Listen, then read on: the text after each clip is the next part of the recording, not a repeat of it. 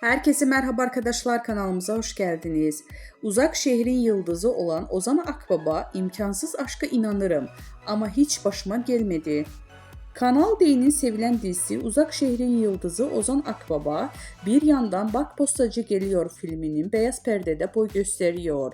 Ünlü oyuncu hem Uzak Şehir macerası hem de yeni filmi ile ilgili çok özel açıklamalar yaptı.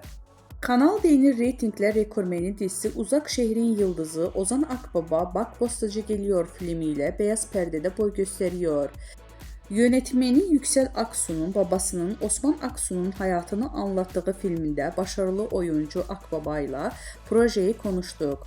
Osman'ın tam bir Anadolu adamı, her şeyi safça yaşıyor, özellikle aşkını dile getiren ünlü oyuncu filmin yanı sıra uzak şehir ve aile hayatıyla ilgili soruları da yanıtladı. Güzel bir yolculuktu. Senaryo iyiydi, ekip iyiydi, çektiğimiz şehir çok güzeldi. Senaryonun enerjisi de çok iyiydi.